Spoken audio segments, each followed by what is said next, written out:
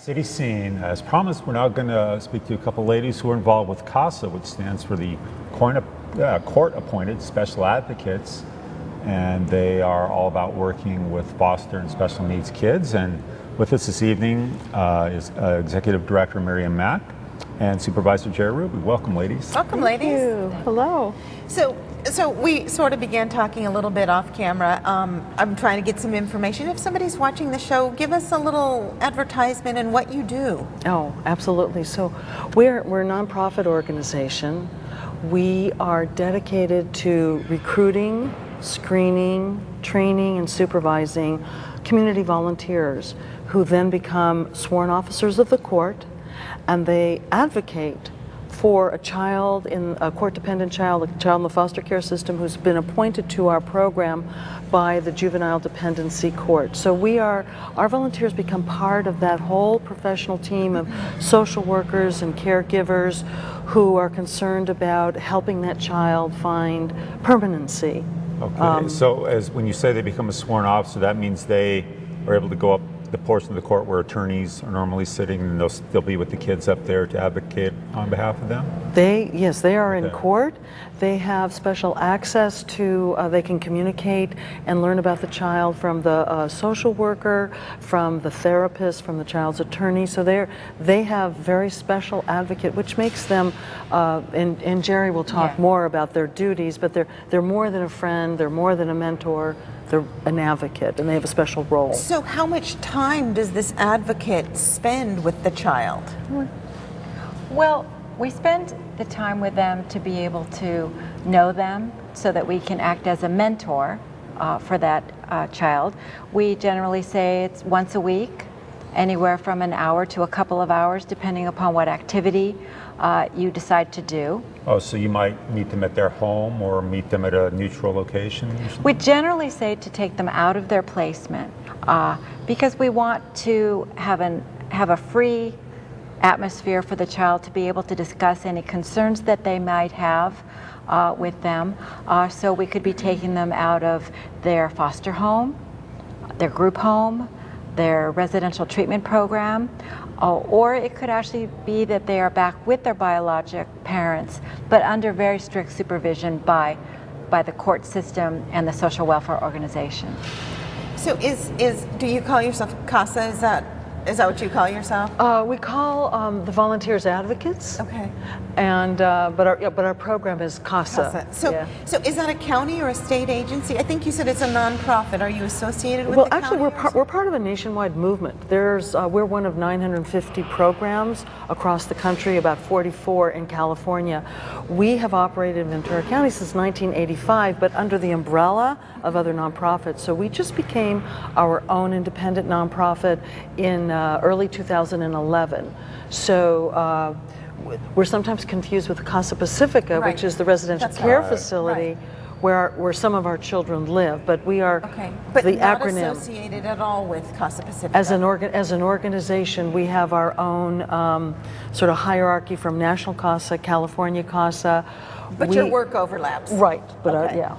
And if anyone's just tuning in, this first part of the show, we're here at the World War II Commemorative Air Museum at Camarillo Airport.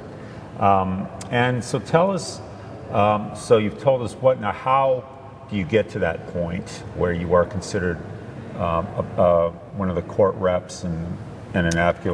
How long is this process I'll let Jerry answer that, but there's 30 hours of training, and the training is specified by the Administrative Office of the Court of the State of California. It occurs we have 3 trainings a year. It occurs over a month's time, and then in addition to the training, there's a little bit more of work, but I'll let Jerry. When you initially were talking about being sworn officers of the court, one of the reasons why and how we're different than other people that are mentoring and advocating is that we take an oath of office that not only includes what our scope of work is, but the fact that we maintain the confidentiality surrounding that case, because the people that we are dealing with are minors. And they have a right to confidentiality. This also enables us to access documents that otherwise wouldn't be seen by people, and to be equal players, as you said, within the courtroom and within that team of people. I'm sorry, the range, the age range of kids that we're talking about is what, like from Up what? to 18, isn't It's it? up- I call them being able to talk. Oh, okay, right. so really early all the way up to Well, you know, age 4 is probably about the youngest that we'll deal with, Okay. unless it's maybe a really disabled child that the Right. judge wants us to look in on. But we need to have that relationship and that dialogue that really tells us how is that child doing, and are they getting the services that they need to progress in what we'll call a typical fashion. So you advocate for these children, let's say between the ages of 4 and 18, before they are out of the foster system. And you go to court with them, you advocate for their best interest. Is that? Well, yeah, right. There's, I mean, a couple of examples that I happened to stumble across this last couple of weeks, just looking at things. The advocate who was able to, who identified the fact that her 15-year-old appointee was autistic, and she was the first one to actually identify that, and so she went through a process herself of educating herself, and then working with the social worker. No one had picked up on that previously. Apparently no one had picked up on that. Wow. And so working with the social worker to bring services to that child. Another court report that I read had to do with the child was removed from the home due to neglect, and the advocate recognized that the mother had a disability, that if she had some service, she could do a better job. And so then the advocate works with the social worker. Those are, Jerry's had 14 plus years of experience. Right. Oh, wow. And has Have you been through doing this for 14 hundreds of years? Actually 15. Okay. Really? Yeah. Now, I'm sure there are a lot of really good stories and real happy endings here. It seems like there's a lot of heartache too. Oh, we can all attest to that. Yes, we get the kids from our system that really have no one else. Right. And they're the most needy of the kids that the judge has determined or the social agency has. So no, there's some big heartbreaks that you see, that you personally deal with, because we come to this volunteer job as caring citizens. Of course. And if we didn't have that bent, we wouldn't be getting involved in the first place. We've got some photos that Miriam and Jerry can. This is your. This is our logo, and we're hopeful. One of the things we really have to do is we want everyone in Ventura County to understand what we do and be aware, and that's why we're so happy to be on your program. But that's our national logo. This is none of these pictures are of children in our system. These are actually stock photos, but it's very representative of a child in court. It's a very intimidating experience. Yeah. And that's perhaps one of the younger children that you have to deal with. And here's an advocate, as Jerry said, they may meet in the home, outside the home, at the library, at the beach. We don't want our advocates to spend money on the child. It's not about that.